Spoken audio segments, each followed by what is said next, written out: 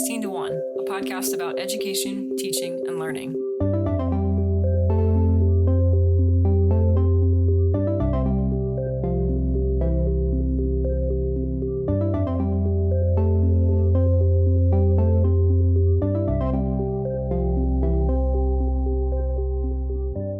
Hello.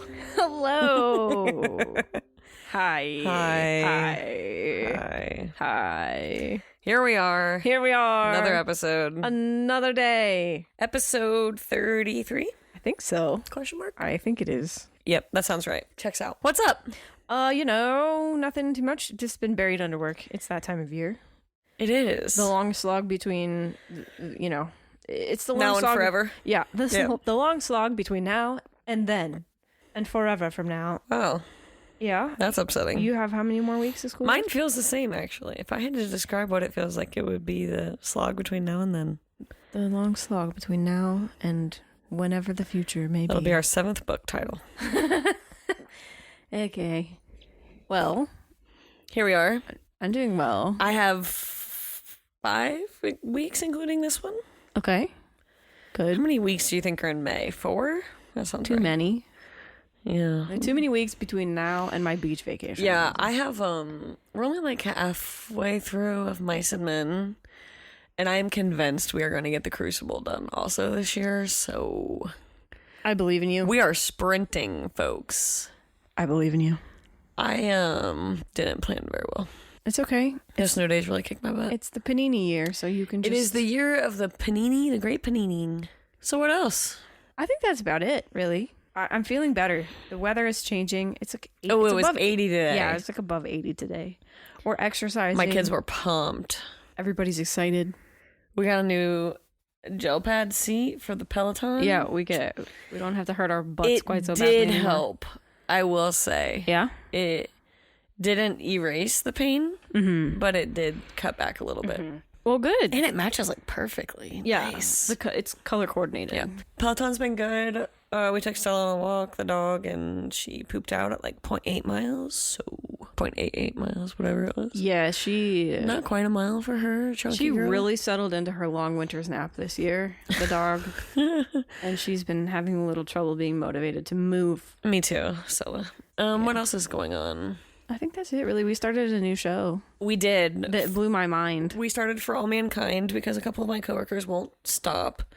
And at this point, I feel like I just have to do it because I've already had to listen to them do it. Well, we're at one episode in and I'm already thoroughly invested. Yeah, I wish we were watching it right now. I have been thinking about it today, actually. Well, once we Get record, moving. Yeah, when Here we go. Get through this episode. No, I'm and just we trying to think of will anything go else watch more. fun. I got a new... Oh, I think I talked last episode about Hank Green. Yes, you did. I got his book. It I'm came. very It excited. arrived. Yeah. I did. What else? I think that's all of my... Oh, I started reading Palaces for the People. I think I do want to listen to that. Yeah, I regret that. Well, I listened to it in audiobook form while I exercise, so it's been good though. But yeah, I'm about a quarter of the way through it, and it's interesting. Yeah, I think that's everything. It's the book that I mentioned last time. Yeah, I think so. This episode is different. Is it? Can I just tell you something? Yeah. One of your stickers is a Yeti dog. Yes. Oh my God. I think I would do anything to eat a Yeti dog right now. Yeti dogs are really disgusting hot dogs covered in all kinds What of is that sauce? sludge. It's Yeti sauce. I don't know. Ugh, Some that's sort how of they like get you. tangy aioli thing kind If of. you're in Big Sky, Montana listening to this right now and you can ship me a Yeti dog, All of our fans in Big Sky, listen up. I need one. That's all. Yeah. Oh God, they're so good. That cheese. Cheese and bacon. I guess the lifty. recording while hungry is not. The lifty Great. is what we get when we get Yeti Yes. dogs. Yeah. Oh. Yeah. I can like see it. That's how in this moment I am. We're big fans of Yeti dogs. Okay, anyways, I'm hungry, so let's really wrap Okay, this so one. we really are going to get on. So with I this. really want to watch TV and I really want to eat. That's my So- plan for the night. So we're going to race through this episode really quickly. Bye. What are we talking about this week? We are talking about, this is a weird transition, the history of sex education in the United States. Sex ed. Okay. And Hot topic. This will come Perennially spicy topic. this will come as no surprise, but religion is, all the way in it. So, All the way in it. Yeah, they do You texted seem... me this morning and you were like, I was hoping to get some like connections for who was funding and who was, advocating for abstinence only education, and I think I only responded with the church. Yeah. Something like that. Or I think I just said religion, maybe. I think here's the thing. So, as you might imagine, modern sex ed, obviously very deeply rooted in various, usually conservative Christian movements in this country, at least. But yeah, I was kind of just curious about how we got into the current predicament, and we found a lot of research about that. You actually found most of the research about it this week. So yeah, I mean, what I wanted to know kind of was there something before this thing that has been in our lifetimes, which is this fight over abstinence? There has been, and it turns out it's the same thing. It's the same thing, but different. It had a different name. The same, but different. Yep. So, would you like to take us back, or would you like me to take us through? How would you like to go through this history? I will jump in. I'll jump in and take us back. Take us way, way back. Okay. By all means. You have us starting in sort of 18 and 1900s. Can I just say that there is a guest appearance by Graham Cracker? There, yes, there is. Was anyone expecting that? Graham Crackers to make a guest appearance in our sex ed I read episode. that and I was like, I'm sorry. Yeah. It was like the tidbit we read about Jack Black's mom the other day. I just kept reading and I was like, stop. Yes. Okay, we'll take us all the way back. Yeah, so the earliest sex ed pamphlets in the U.S., we're kind of just limiting the scope of this a little bit. I mean, when I think of sex ed, the history going back to sex ed, I think of like, I don't know if you've seen Spring Awakening, the musical, but it's basically just about like a horrible German boarding school experience where kids are not told anything about how sex works. And one girl tries to ask, and her mom tells her some made up like stork story kind of thing. And so she's like, oh, okay. So then she goes out and have sex because she doesn't know what sex is. And then she gets pregnant. And then the whole thing kind of disintegrates from there. But like, here's the deal. It's like, when you don't tell people how sex works, they go out and do things that other people would judge as irresponsible. But they're really just doing that because they don't know anything about anything. And that is the sort of history of sex education, is people coming to that conclusion over and over and over again. Great. So, you kept it really short this episode. I like that. Yeah, that's Very all. concise. That's all we need. If we just did a summary of Spring's Awakening and walked off stage and Mama cut for me and cut. Goodbye. Gave me. Yeah. Okay. All right. That was my solo. Okay. Moving on. Anyways, back to the 1800s. Back to the 1800s. So, the earliest sex ed pamphlets. The earliest. That you found when you were researching in the U.S. addressed, as you could imagine, theology, of course. God has to be in there, and nutrition. Okay, sure. Mm-hmm. They were also obsessed with the, quote, immense evils, end quote, of masturbation. Yeah, not a fan. People really didn't like masturbation back in the day, including our friend Sylvester Graham. He, the very same, who used wheat flour to create the cracker that now bears his name. I'm going to be honest, I didn't know that's how they got the name. Yeah, it's from a guy who really hated masturbation. I'm devastated that I like them so much. So he was he used to travel up and down the East Coast in about the 1830s, warning audiences that gathered from far and wide to see the graham cracker on stage. The traveling graham cracker who talks about masturbation. What if that was like you got a pamphlet and like a stack of crackers and that's what you sat there with? Your mouth would be so dry. Oh gosh. Well, so he would travel the East Coast warning people about self-pollution. This was self-pollution, and he claimed somehow that it was responsible for everything from warts and constipation to insanity and death. Yep, he just that's a big one on. So you can either have indigestion or you can die, and it's all from masturbating. And it's all because of that. I really want to know just how he came to that conclusion. I didn't do any additional Googling on him because I'd read enough at that point. How do you come to the conclusion that masturbation is responsible for warts and constipation and insanity and death? That's a lot. That's a wide range of health problems associated with it. Anyway, so then we get some reformers in the 19th century. Yep. They start to associate bodily discipline with things like ideal manhood. So it's essentially a lesson in toxic masculinity. Well, and also at that time, I didn't include this in the notes, but I did remember it from reading. They were basically, part of their spiel was like, if you masturbate, you won't have the energy to do anything. Like, they were putting it back on them to be like, you will not be a great contributor of your whatever because you'll be too tired and you won't be worth anything. And it's like a definite, they like So really played it hard on these people. We've gone from scaring people by telling them they're going to die to telling people you're not going to be You're worthless. manly. You're not going to be a manly man if you masturbate, because that's for weenie men. I don't think you can say whatever. weenie men in the same Also, by line. the way, like I'm sure none of these cases are in any way supposed to be about women masturbating. It's all about men masturbating at this point, right? The evils of masturbation. I think they just assumed women still couldn't read. So. You're probably right about that. Okay. We're talking the 1800s. They're like, well, you can't vote, so you can't read. Moving along, sis. Okay, so our friend and yours, the National Education Association, we talked about the formation of this entity back in an earlier episode. But anyway, they first discussed the subject as far back as 1892, when they passed a resolution that called for moral education in the schools. And by moral education, they mean we got to tell people not to have sex. Don't do the sex. Okay. So, do you want to take over? Yeah, I was just going to start quoting Mean Girls because this is that movie, basically. But anyways, so we're going to jump ahead. Yeah. 1913, Chicago becomes the first major city to implement sex ed for high schools. But it doesn't last long because the Catholic Church swoops in and launches a campaign against them, even going as far as helping to remove the superintendent. To have that superintendent of the schools resign as part of it.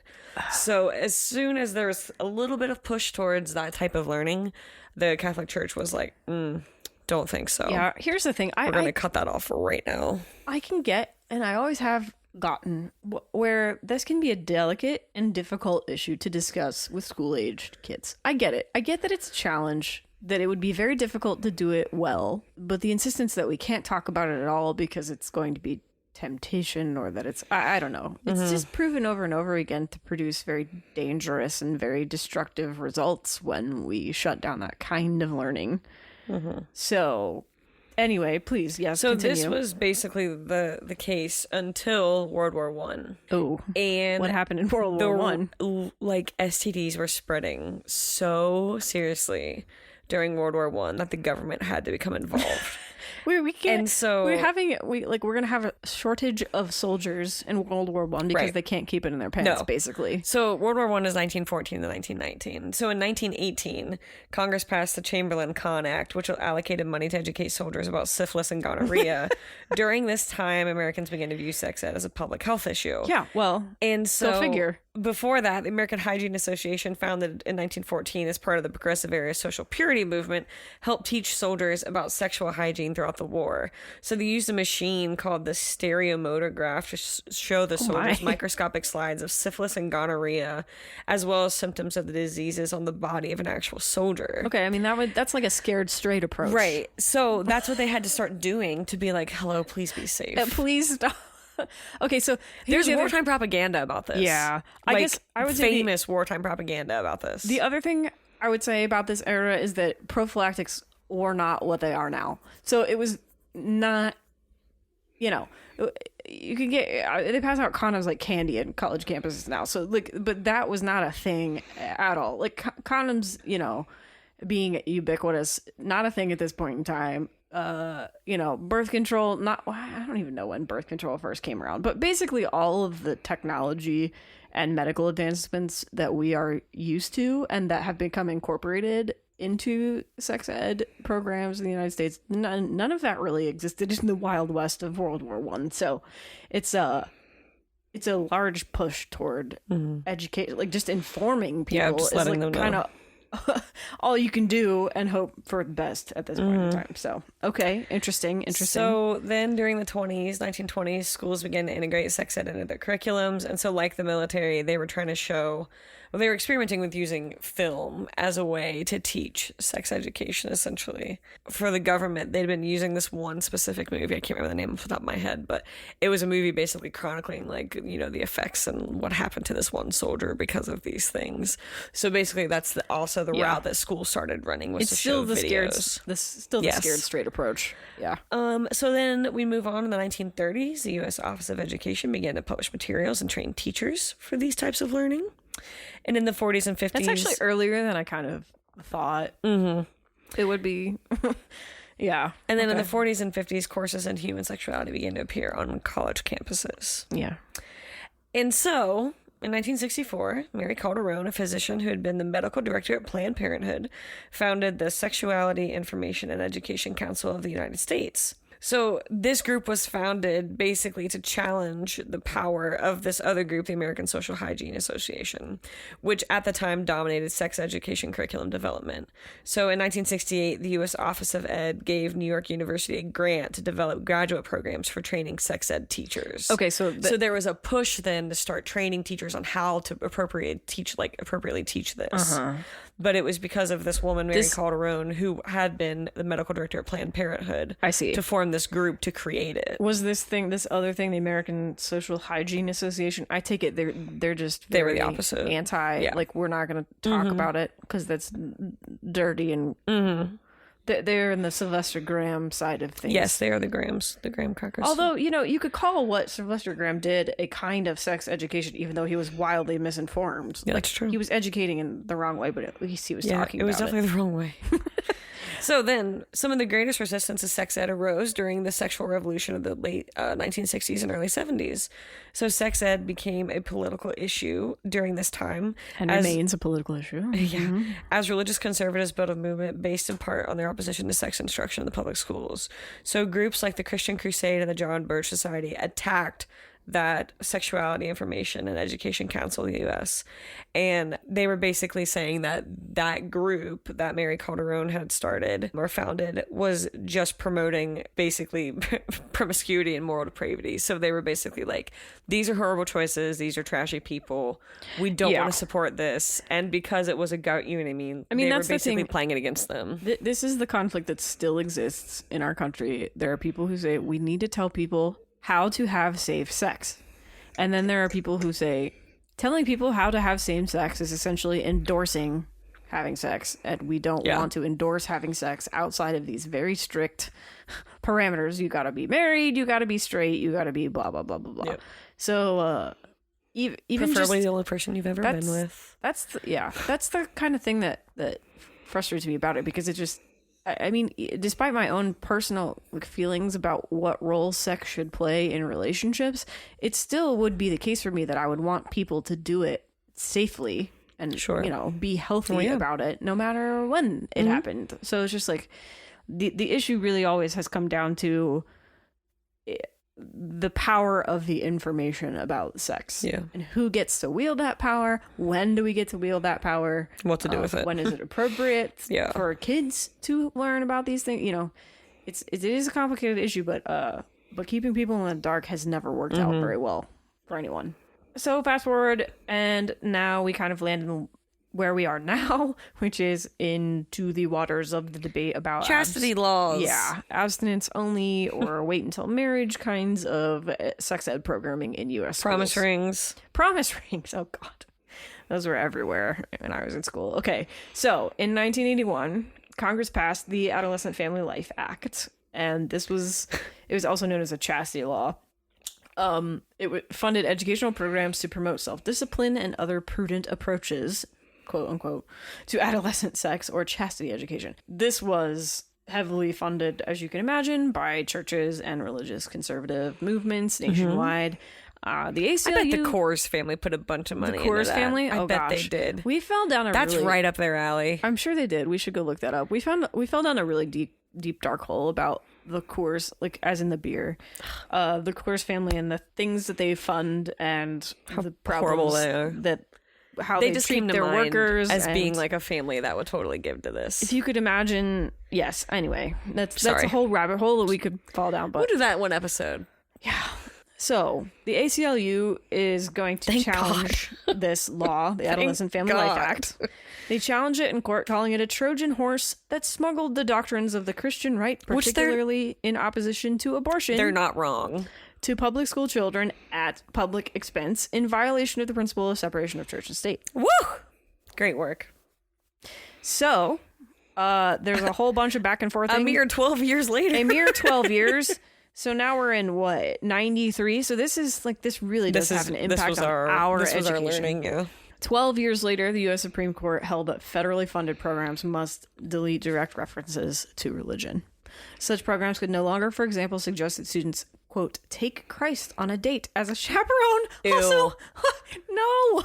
What pamphlet? I would like to find that pamphlet. Take Christ on a date as This a is chaperone. like very Dare reminiscent to me. It does have that feeling of Dare. It's like, don't do any drugs because they'll all kill you. Well, and like, yeah, it is exactly. So like Dare is to drugs what the AFLA is to sex. Yeah, it's just like chastity education. It's just like abstaining is the only way you won't die. Yep. We should get do Dare chlamydia sometime. and die. Don't have sex. You'll get pregnant and die. Get chlamydia and die. Sorry. There's a 30% chance it's already raining. We should just cut into Mean Girls right now. We should just start playing Mean Girls instead of I'm a us cool talking about this. mom. Okay, I'm really done now. Okay, so the idea of taking Christ on a date as a chaperone is both horrifying and illegal, as it turns out. This is according to the Supreme Court. According to the Supreme Court. He's busy. Well, okay, here's the thing: is it just like even a right like a Christian in their right mind would be kind of freaked out by the concept of Christ being your chaperone on a date. That's just not the role that God is supposed to play. This in your line life. of propaganda is exactly how those things work. Like, there's wartime propaganda from World War II of a very normal white dude driving his car to work, and in it beside him is like a ghost Hitler, and it's basically promoting car shares, and it's like, if you ride alone, you ride with Hitler. This is that same branding. Like, that as a propaganda device is like so effective for people. One of your favorite units to teach about is propaganda, right? So that's it why is. But also, like, that line, take Christ on a date as a chaperone, is exactly like, if you drive alone, you drive with Hitler. You know what I mean? Like, it's placing all of the blame on you, and the pressure is on you to make the right choice. So, like, it's just, it's so effective. It's very shame-based. It is, but it's super effective for people that are already, you know what I mean? Oh, shame is a great motivator. It's like the best, I would say at times. Anyways, sorry. No, it's okay. So basically, we can't say that kind of stuff in federally funded programming. Thank God. Also, amen. So by that time, however, some of the biggest federal grant recipients, including Sex Respect, which I've never heard of, and Teen Aid, I'm sure there's Teen Aid. They had already had success in getting schools to adopt their programs. In 1996, Congress attached a provision to welfare legislation that established a federal program to exclusively fund abstinence-only programs. Since the inception of the abstinence-only movement, more than $1.5 billion have been spent on programs whose only purpose is to teach the social, psychological, and health benefits that might be gained by abstaining from sexual activity. Yeah. Okay, just as a note, everyone, abstinence-only sex education programs do not work. Just so we can all be on the same page about that. If you're unsure why we're doing this episode. Is because they just don't work. They don't do even what their explicit purpose is, and that's to stop kids from having sex. Like, they don't do that. They do the opposite, probably. Right. So anyway. So they came up with like a big list of goals, basically. Yeah, I really want to hear. Defined by the government. And so this was part of the, the program had to include these things, right, in order to receive the funds to do it. There are a lot of them. By the way, the only reason... So people wanted to fund sex ed. Congress wanted to fund sex ed. Within their limits of what they believed it to be. That's the thing. There's this huge... Congress wanted to fund sex ed because everyone's like, we have to tell kids about sex somehow. But there's obviously vast disagreement on how to accomplish that. The only way we could get any funding at all for sex education is to agree to do abstinence-only sexual education programming. So anyway, okay, continue. So, the goals of abstinence-only programs. These were all of the goals. Mm-hmm. Its exclusive purpose was teaching the social, psychological, and health gains to be realized by abstaining from sexual activity. Mm-hmm. It teaches abstinence from sexual activity outside marriage as the expected standard for all school-age children. It teaches that abstinence from sexual activity is the only certain way to avoid out-of-wedlock pregnancy, STDs, STIs, and other associated health problems. It teaches that a mutually... So it doesn't acknowledge that gay people exist. Let's go, first of all. Oh, no. Oh, no. Those aren't real. No, okay. Not in what year is this? No 1996. Chance. No. It teaches that a mutually faithful monogamous marriage is the expected standard. It teaches that sexual activity outside the context of marriage is likely to have harmful psychological and physical effects. It teaches that bearing children out of wedlock is likely to have harmful consequences for the child's parent, and society. I mean, Me being adopted is my favorite part of this. yeah. What else? Okay, that's the important one. The out of wedlock. Okay. Next. It teaches young people how to reject sexual advances and how alcohol and drugs use increases vulnerability to sexual advances. I mean, okay, that part is true. It is true, but I mean, you just know how they taught it. It was, yeah. It teaches the importance of attaining self-sufficiency before engaging in sexual activity. I'm still not self-sufficient. Have you set up your 401k? You've set up your 401k? Okay, congratulations. You can have sex. Do you work 40 hours a week and have a master's degree? Great. Okay. This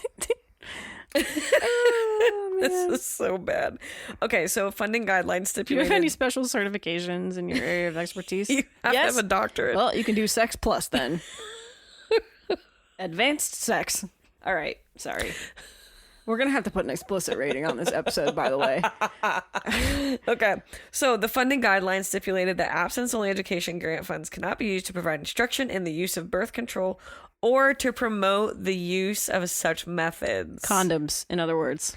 Or just pills. They or can't talk about Plan condoms. B or anything. Any of that, but especially, a big part of this fight, I do remember, was over condoms. This is like right around the time where we're in middle school, and I absolutely remember turning on the TV and watching Congress argue about this crap. It was just like, Ugh. well, should we teach people about condoms or not? The answer is yes, we should teach people about condoms because that's how you have safe sex, but Congress decided no. Right. So, are you ready for our old friend to visit? W?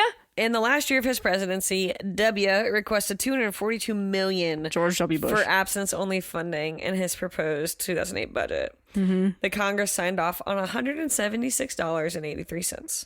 Wait, what? That's what it said. Wait, what? This is from Planned Parenthood also, all of this information.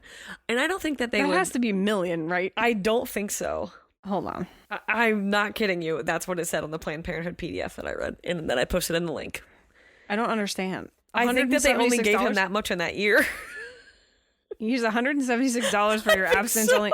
Wait, I'm so confused because they funded this other thing. Click on the Planned Parenthood link at the bottom. Oh boy, And search for that. Got to be a typo. I think that I think it's supposed to be million. I would prefer it be $176. It leaves off the million. It's 83 George W. Bush requested $242 million. They signed off on 176.83, and I think that they just didn't repeat the million. Dang, I wanted it to be dollars. But yikes, dollars, pennies, $176 well, what is that for the whole United States? One speaker and Montana. That's all. I'm still thinking about a Yeti dog. Okay, anyways, You really are. Okay. Okay, so the total amount of federal and state tax dollars that was spent on abstinence-only programs during the entire Bush administration exceeded $1.75 billion. Okay, so I'm gonna guess that and was did it work? 176 million. What if at that point they're like, "Well, George, it's already been 100. It's too much now." Anyways, Okay. so between 2004 and 2008, 5 authoritative reports, including Kirby's, and I'm going to talk about Kirby, have shown that abstinence programs do not help young people to delay the onset of sexual intercourse. They do not help you prevent risk-taking behaviors, and it almost always includes misinformation. Great. Go figure. So, yeah. here's Kirby. Okay? Yeah. So sorry. This is Kirby's 17 characteristics of effective pregnancy and HIV/AIDS prevention programs. Mm-hmm. So Kirby's summary basically says that in the National Campaign to Prevent Teen and Unplanned Pregnancy published emerging answers, and that was Douglas Kirby's summary. So this is like his report. So he conducted 115 studies during the previous 6 years to measure the impact of sexuality education programs. And this was published in 2007.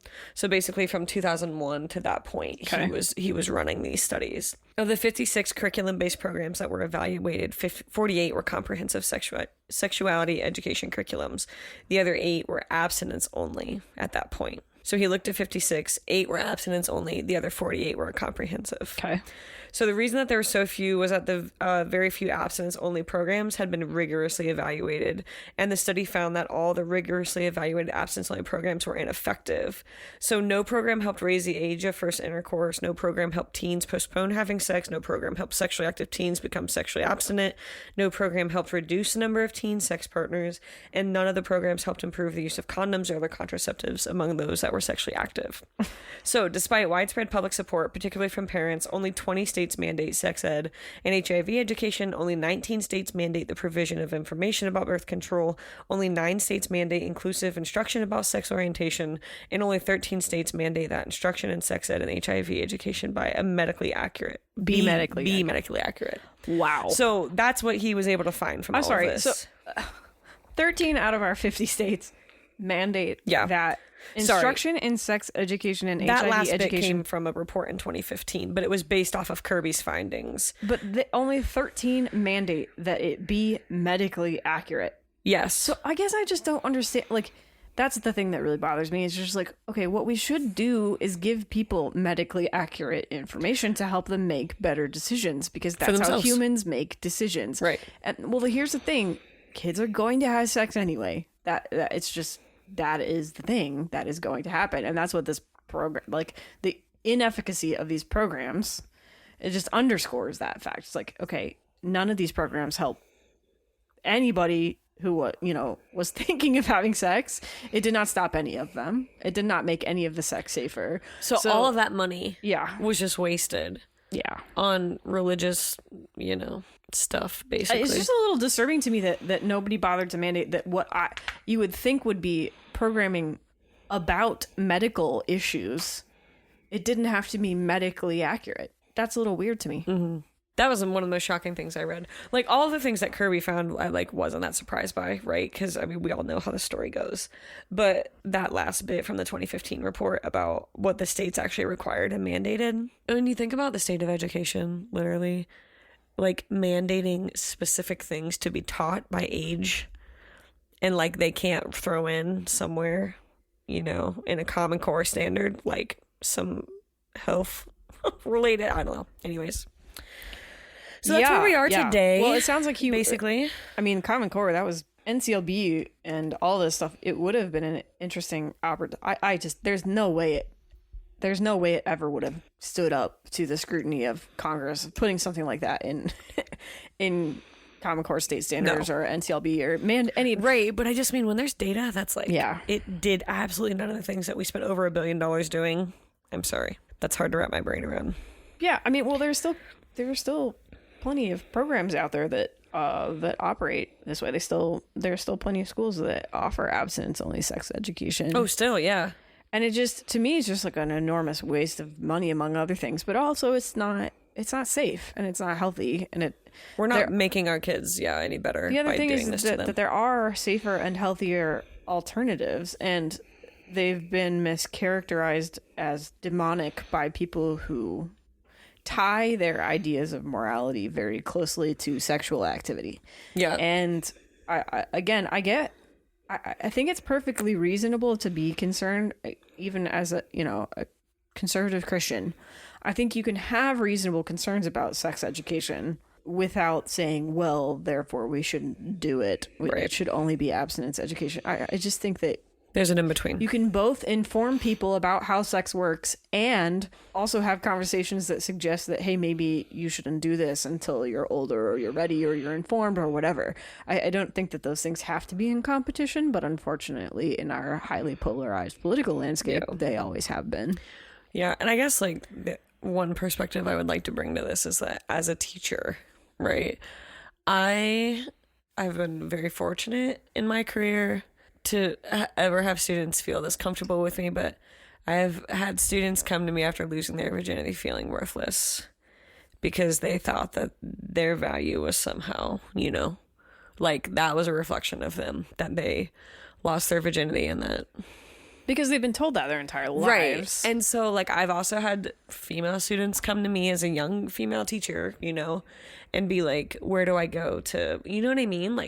So just because they're not talking to you because you're spewing whatever your beliefs are at home doesn't mean they're not trying to get help somewhere. Right. So, I guess my point is just that, even if you would prefer your child, which, who doesn't want their kid to make smart choices and healthy choices for themselves?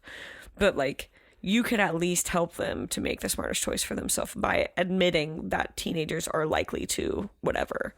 and like just hoping that they make good choices for themselves. Yeah, I think because that's the like they're thing, going to is make just, these like, choices regardless, right? One way or the other. You don't want to make But an then they enemy come of to your me kid. or to other Yeah. teachers or whatever, and not that we can't bear this stuff because that's part of what we do, but as someone who's been on this side of it, right, as a teacher who's had to talk young ladies down almost always about that kind of correlation of their worth to their, you know what I mean? Like, it's very hard as a teacher to be like, well, someone just help this kid. Like, someone just should just talk to her. Like, Yeah, I guess I would say abstinence only programs, in addition to the like sort of physical health effects of it, abstinence only programs, like you're talking about, can create psychological health issues. Oh, yes. Which is exactly what you're talking about. Which And is this exactly, is not yeah. even just formal, like formalized programs of sex ed, but like you're talking about conversations that parents have at home with their kids can really shape ideas of self-worth, Right. ideas of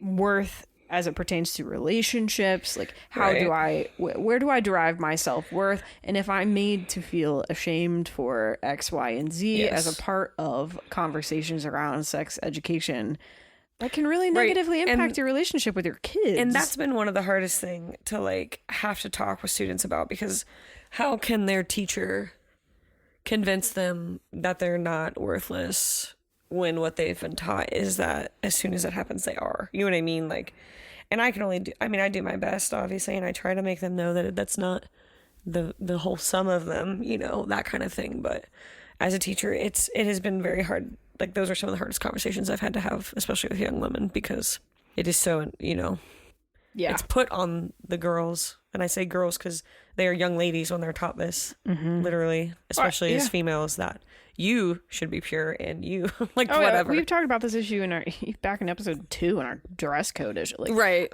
Dress codes, they too underscore these points that, like, you know, women, you can't be a temptation to a boy, and like a girl, you can't be a temptation to a boy in a classroom.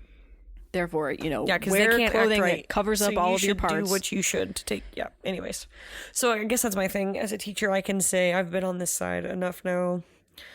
I've talked enough young ladies down, and like what you're talking about, like that mental health part is a very hard thing to overcome for them, because they now feel that they have no worth because of this one thing, literally. Yeah. So, anyways, We're in a very conservative and Christian part of the country here, so there's like a lot of this Yeah.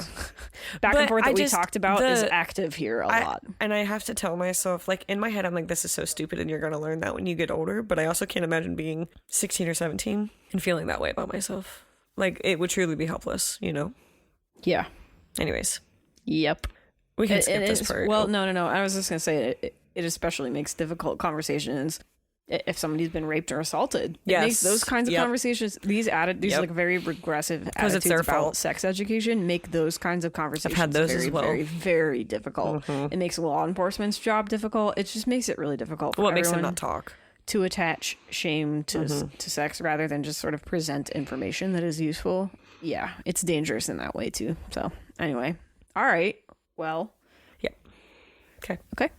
So, the next part of this very important podcast is a plug for Planned Parenthood. Cue the music, Chelsea. I don't have music. What if I for had it. music?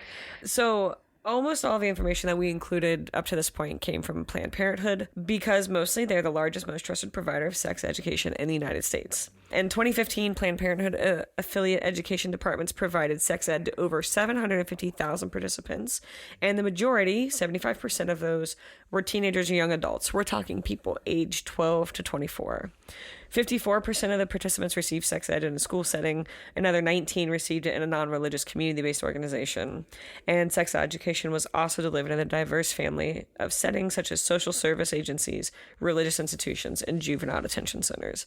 So, like, truly Planned Parenthood is getting out into all the places that the community is, and they are getting to people, which I think is so important for this type of learning. Planned Parenthood has trained over 20,000 professionals, including counselors, teachers, and medical professionals, on how to effectively deliver sexual health messages to young people as well as adults.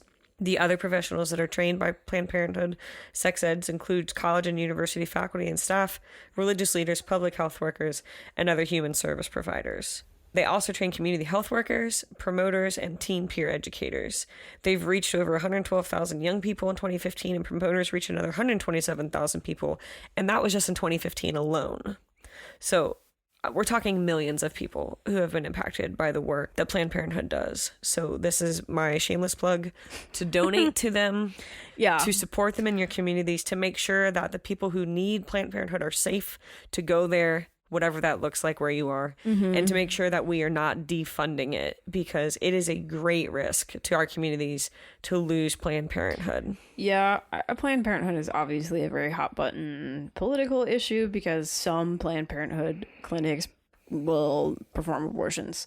So, especially in this area, it's always, people are always protesting in front of Planned Parenthood and stuff. But I think that, to me, in line with my attitude about people are going to do it anyway. Like, if make it healthy and safe. Something is going to happen and it poses a public health risk. And in this case, like, people being upset about Planned Parenthood, performing abortions.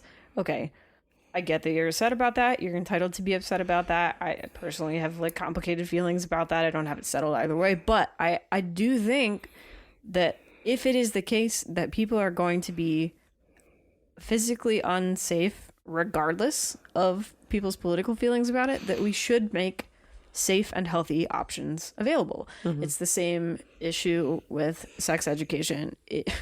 Your abstinence only programming does not do what it sets out to do. So in that case, we should provide people with safe and healthy information and options about sex education.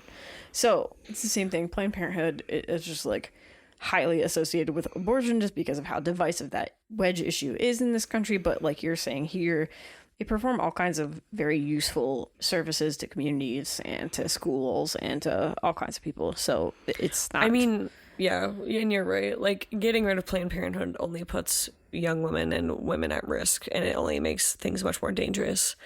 And so yeah, I could go on forever about the work that they do, but it is so much more than just abortion. It's a very small slice of what they do. Abortion related services, very small slice of what Planned Parenthood does. And again, it's like the same thing. It's like we've been having this conversation about some of the COVID vaccines, because I think at least one of them had research derived from something Johnson and Johnson. Yeah, the J&J vaccine.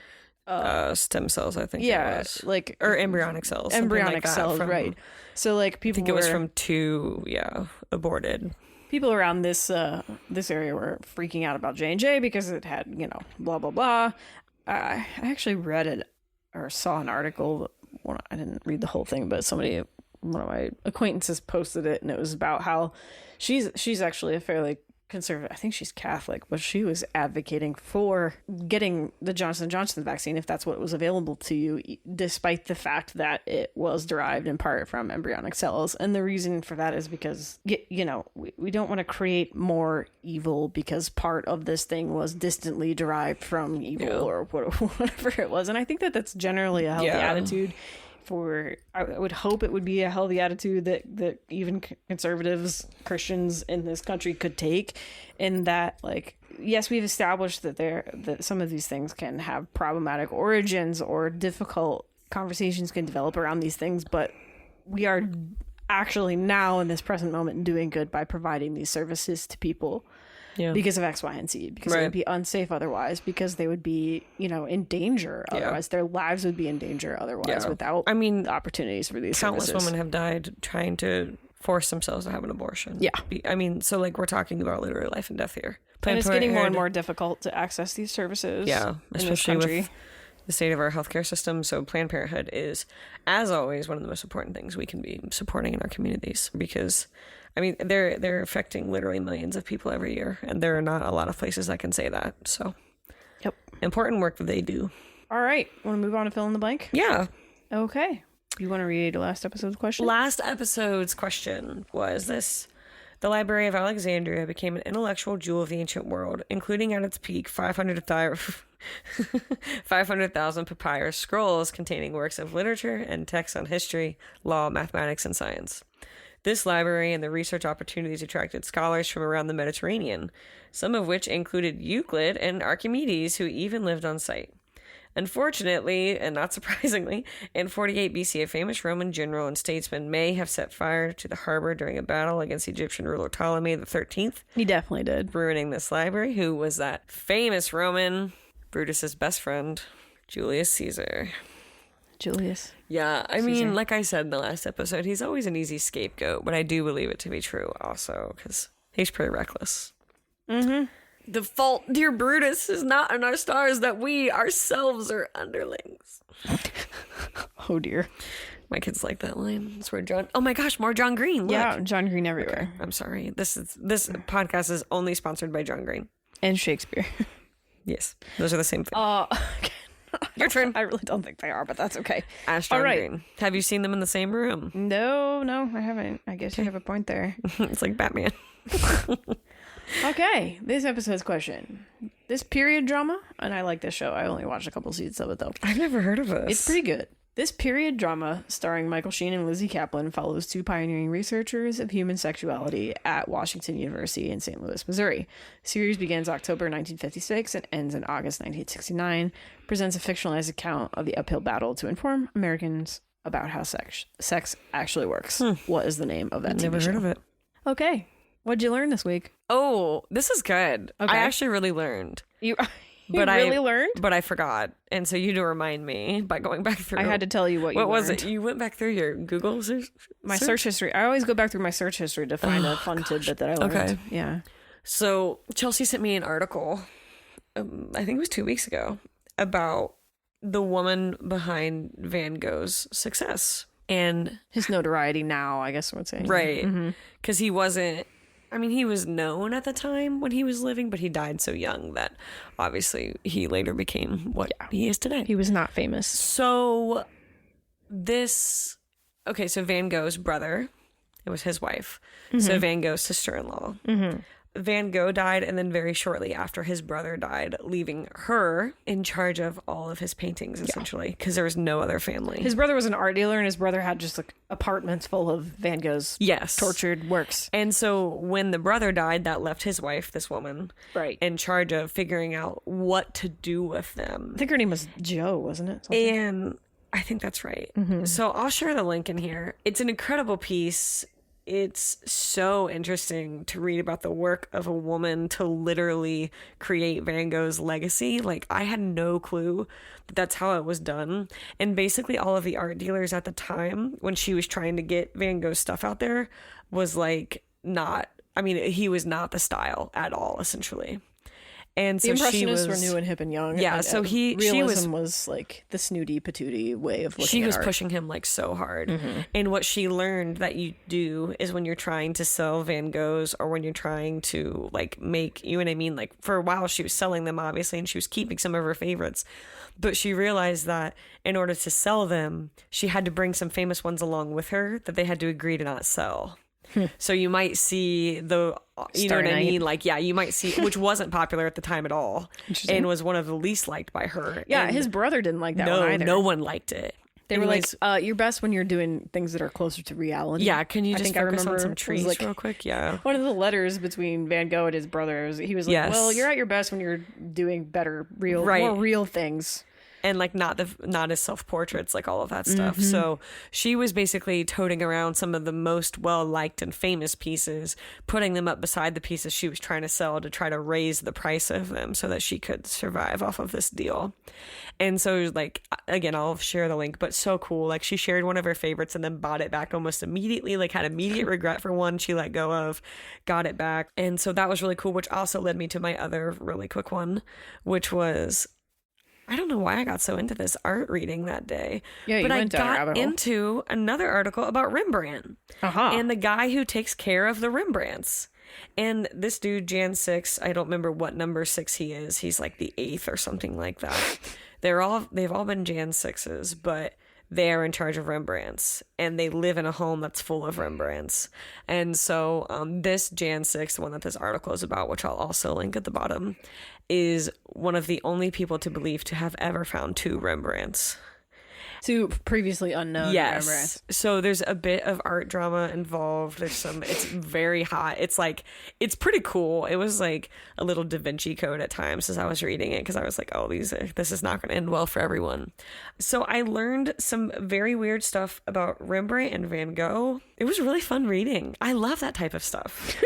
I didn't know I did, but it was just like I said, I'll include both links. Mm-hmm. Great reads, both of them. Cool. It was fun. And we got tickets to see the Van Gogh immersive experience. Yeah. In December, because that's Yeah. how far ahead you have to It's a actually very far buy in tickets. advance. So had I to guess book Van it. Gogh's just been on the brain, but it's just kind of exciting to look forward to that. Mm-hmm. And to also, and there's also some like doubt about how Van Gogh died. And so that was something that she addressed, like this article talks about. Yeah. There's disagreement about whether or not he killed himself. Right. And so, you know, and it's also, I don't really know the history of that debate, but well, they're not sure if it was intentional or not is the whole point. Interesting. But also, like, obviously mental health plays such an important role in Van Gogh's story. So just a really cool piece. And like, had it not been literally for his sister-in-law who just kept his stuff because her husband wouldn't get rid of his paintings, like, we wouldn't have any Van Gogh. Isn't that cool? Yeah.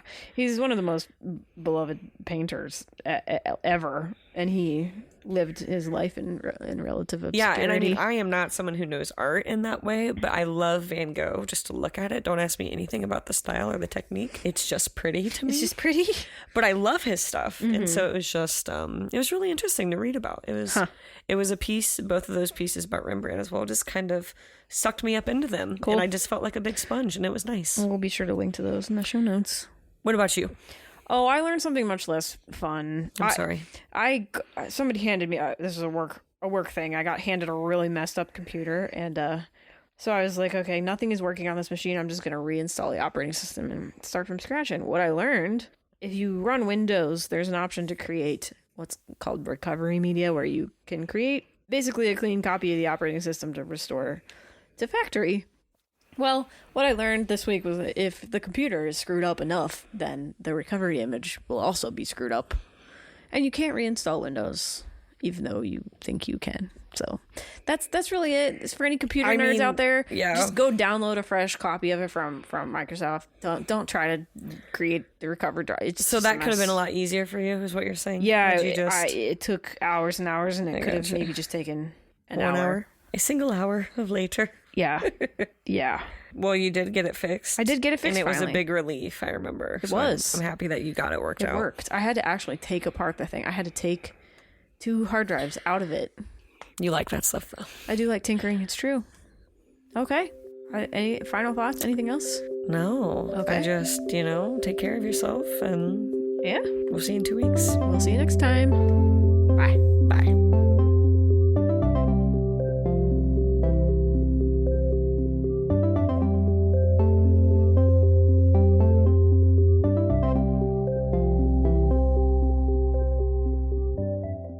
Hey listeners, thanks for supporting 16 to 1. We're trying to grow our audience, so please check us out at 16to1.com, all spelled out, and tell your friends about the show. On our website, you can find links to follow us on social media, an archive of all our old episodes, and a contact form where you can get in touch. Thanks again for listening, and we'll catch you next show. Chicken wing, hot dog, and bologna.